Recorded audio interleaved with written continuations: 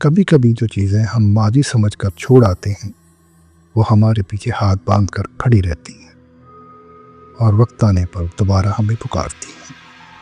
ये कहानी है एक हॉस्टल ट्रिप की, जो जाना तो एक सादा सा एजुकेशनल टूर था, मगर वापस आया एक डरावने राज के साथ।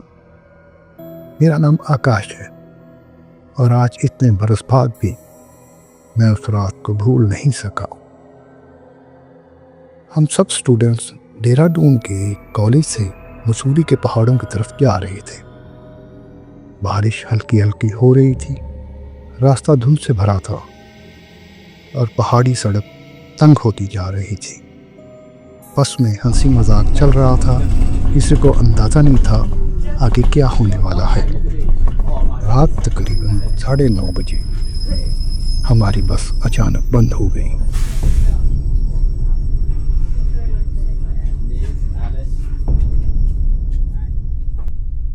ड्राइवर ने कहा, सर ये रोड आगे शॉर्टकट है, लेकिन यहाँ रात को रुकना ठीक नहीं।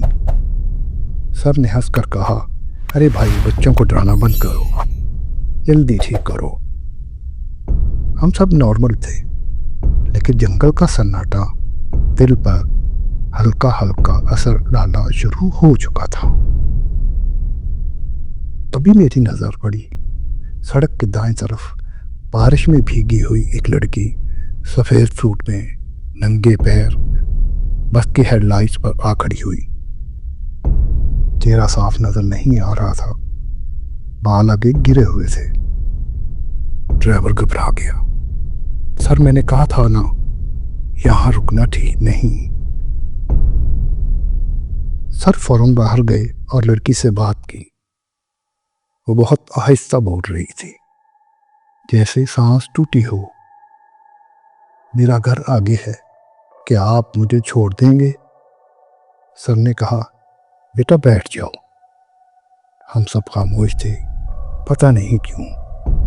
उसके बस में बैठने के बाद माहौल ही बदल गया था। सर्दी बढ़ गई थी, हवा तेज हो गई और बस के अंदर अजीब सी खामोशी छा गई। कुछ ही देर बाद हमें एक छोटा सा ढाबा मिला। सर ने सोचा सब चाय पी लें। हम सब नीचे उतर गए, लेकिन वो लड़की वहीं शीशे के पास बैठी रही। ढाबे वाले बूढ़े शख्स ने हमें देखा और सन्नाटा छा गया। उसने सरगोशी में पूछा, आप लोग इसे कहाँ से लाए हो?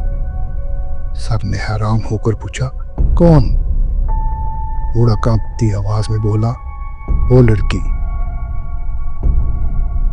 हमने मुड़कर देखा, बस खाली थी, लेकिन हम सब ने खुद अपनी आंखों से उसे देखा था।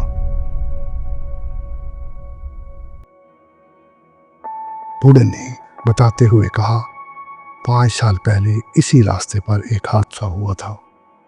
एक लड़की की शादी थी, लेकिन बस खाई में जा गिरी, सब मर गए। वो लड़की सफेद सूट में थी, बारिश में भीगी हुई।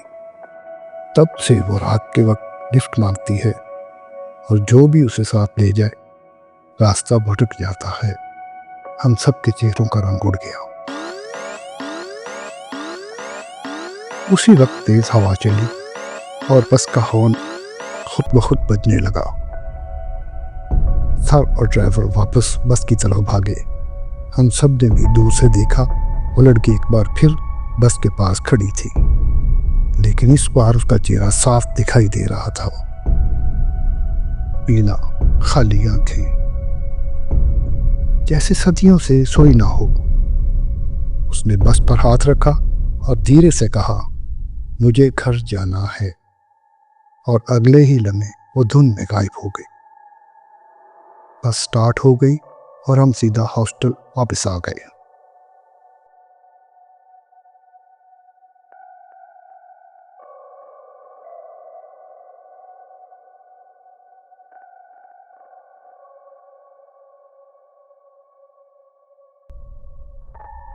अगले दिन हम पुलिस स्टेशन गए। उन्होंने तस्वीर दिखाई। वो हाँ, वही लड़की थी। हम सब बेआवाज हो गए। मज़े की बात, उस रात के बाद हमारे ड्राइवर ने नौकरी छोड़ दी और सर कभी दोबारा नाइट ट्रिप नहीं लेकर गए।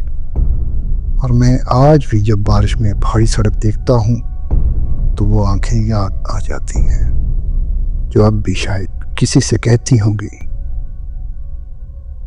मुझे घर जाना है, मुझे घर जाना है। अगर आप भी कभी सुनसान सड़क पर बारिश और धुंध में किसी अकेली शक्ल को देखें तो सिर्फ एक बात याद रखें, हर मुसाफिर इंसान नहीं होता।